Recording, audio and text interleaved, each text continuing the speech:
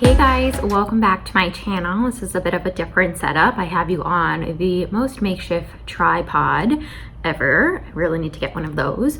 But I wanted to sit down and talk to you long overdue about some tips for taking your baby or toddler on a Disney cruise. My husband and I have a 16-month-old. 2 months ago, we took our first Disney cruise with him, and he was at the time, I want to say 14 months. I think that math works out. We had such a blast. My husband and I actually worked for Disney Cruise Line for 3 years, so we know the ships in and out, but we knew that taking our son on a Disney cruise was going to be a completely new experience, new terrain, and I learned so much about taking a baby on a cruise and wanted to share all of that information with you. Computer in front of me and have lots and lots of notes. I don't want to forget to tell you guys anything. So first and foremost, you're thinking about taking your family on a Disney cruise, you have a baby or a toddler, and for this video's sake, I'm going to talk about children 3 and under.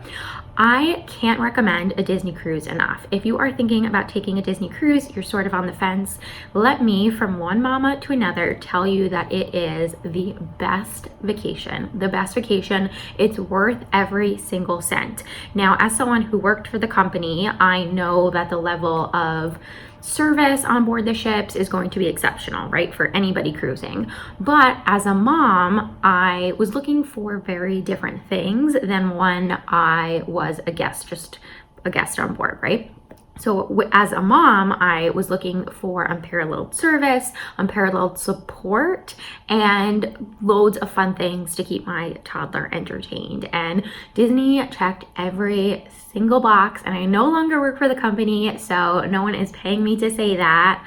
They did not sponsor our trip or anything. I'm just being so honest. Now, in comparison to a Disney World vacation, because I think a lot of people think, oh, I think Disney World would be easier. We don't have to get on a boat. We don't have to go anywhere. But let me tell you, going on a Disney cruise is so much easier than going to Disney World. When you're at Disney World, you need to walk everywhere. You're going to and from parks, resorts. You need to use the transportation system, which is really well done. But when you have a toddler and you have a stroller and a diaper bag, taking transportation can be a bit of a nightmare. Fold up your stroller before you get on any of the Walt Disney World buses. If you have extra bags plus holding the baby, like, it can be just a lot. And we stayed at Disney World for 2 days before traveling to Port Canaveral and getting on the Disney Dream. So we got to experience a taste of taking a toddler to Disney World, and it was a lot of work. Also, Florida is so hot. It's so hot. And although Disney World does a really great job at making a lot of different cooling stations and having a lot of indoor air-conditioned spaces, it still is not comparable at all to the experience of being on a Disney cruise, where your stateroom and all of the amenities are within a few walking distance. There's elevators everywhere. Anything you could possibly need is within a few minutes away. So that is the major reason why I can't recommend a Disney cruise enough. It's for the convenience. And as parents, convenience is key. Number one thing, especially on a vacation where as parents, we don't get a break. Really, like, we still need to be taking care of and watching our children. Anything that makes that vacation more convenient, like, notches it up in my book. And so the fact that taking that Disney cruise everything was so convenient, made it like a dream vacation. We went on the Disney Dream. We went on a 4-day cruise, and I would highly recommend a 4-day cruise. Even when I worked for the company, I always loved the 4-day cruises. I thought that they were a really fantastic way of getting used to the ship, being on the ship, but you know, it's not 7 days long. And especially with a baby who might have trouble adjusting, routines get changed and everything, it's a nice amount of time. The best part about taking a Disney cruise is that they offer so many complimentary, i.e. free things. The first is diaper disposable units. So they have diaper genies on board. They also have pack and plays on board. They have bottle warmers, bottle sterilizers, cribs, playpens, all available upon request from your stateroom host/hostess for free. How brilliant is that? Now, I will say this, pre-planning and pre-booking those things is essential to making sure that you actually get them.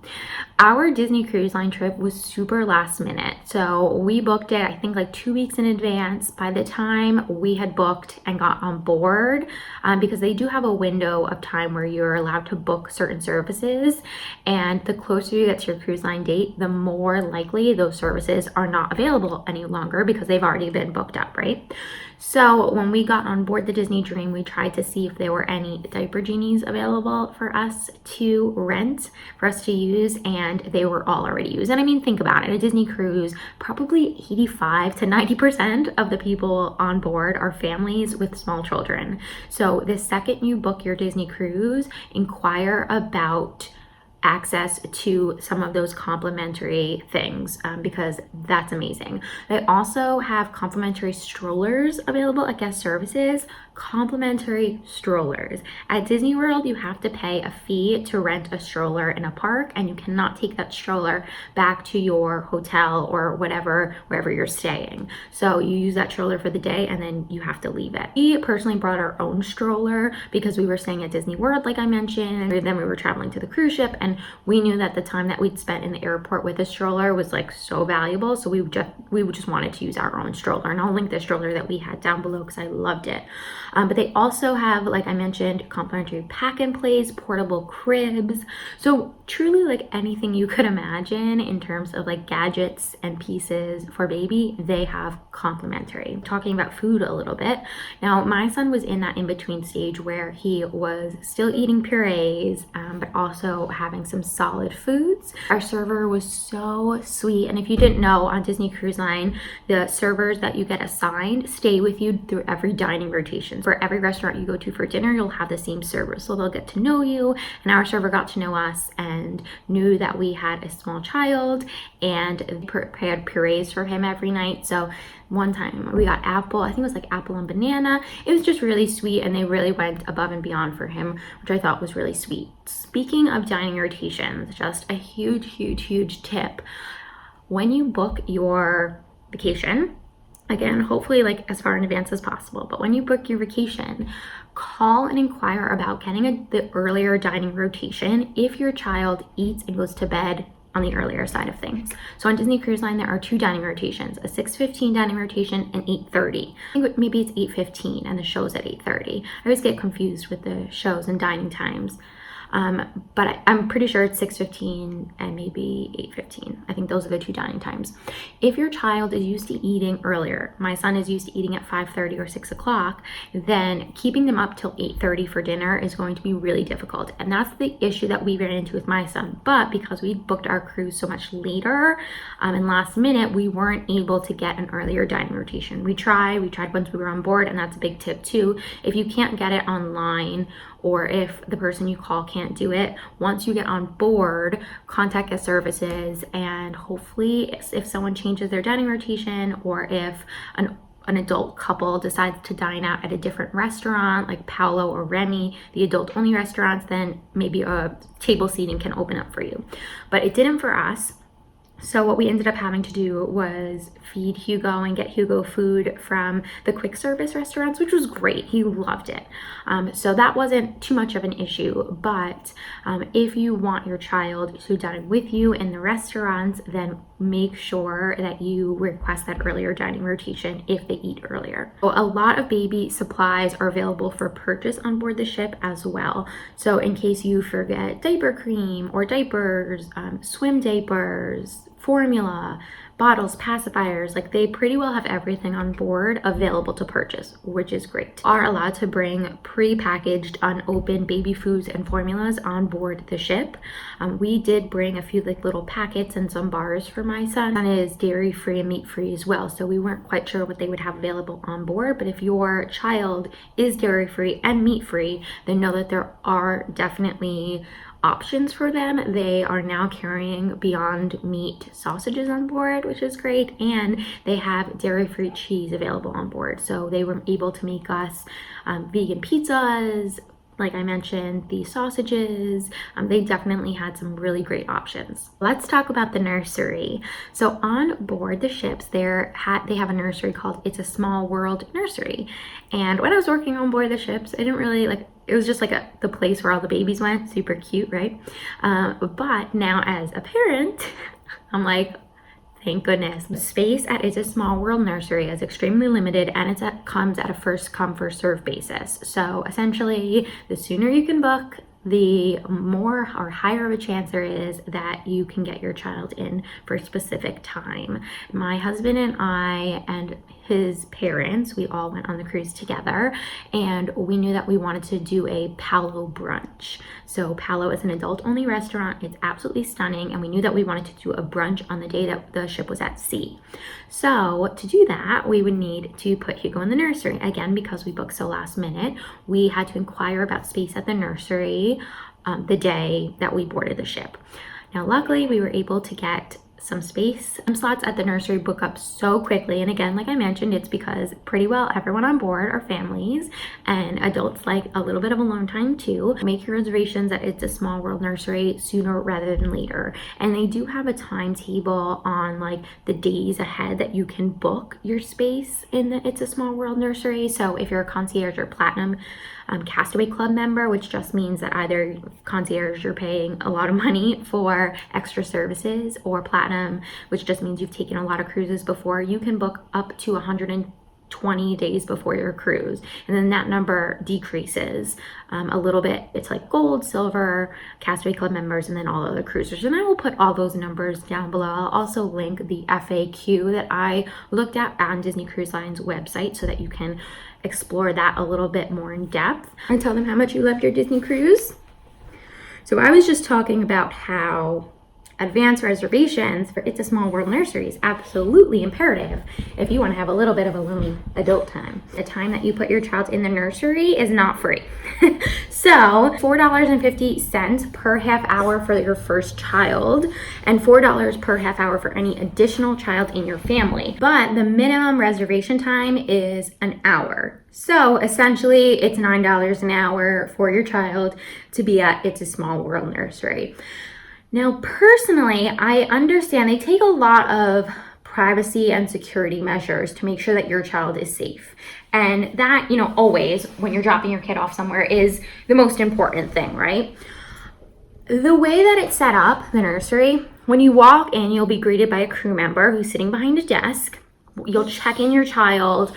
You'll give them a full list of, if they have any allergies, anything that they can eat, if you're bringing anything with you, which they recommend, like diapers or wipes, any food. Now, they have all of that in the back. Write that down. They'll label everything. Like, we brought one of his sippy cups, and they labeled it, which I thought was cool. Sorry, had to do a little change in location. The way the nursery is set up is that when you first walk in, you'll be greeted by a crew member who's sitting behind a desk. The actual nursery itself is walled off, so you can go into the nursery. You can't see inside the nursery, and I didn't remember that from when I was working on board the ships, partially because I was a cast member, and so for me, I remember seeing like the inside of the nursery, but it didn't occur to me that I never saw any parents enter the nursery. And I was a little, jarred by that at first when I went to go drop Hugo, my son, off, and one of the crew members just like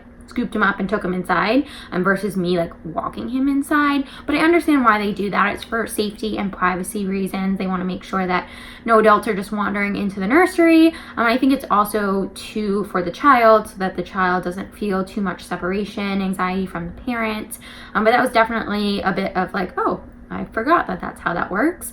So you can't actually see the inside of the nursery, but inside the nursery there's a big playroom, and then there's a separate room for naps. If your child is going to be there for an extended period of time, or during the evening, or for nap time, then they do have cribs. They only allow a pacifier inside the crib. So if your child has their favorite blanket or a stuffed animal or something, they won't allow that in the crib. And again, that's just for safety reasons. Something to just mention, in-room babysitting services are not available on board Disney cruise ships. So let's talk about swimming and being in the water on a Disney Cruise Line ship. So on the Disney ships, there are different pools. There's an adult only pool, there's a family pool, and then there is a like kid pool.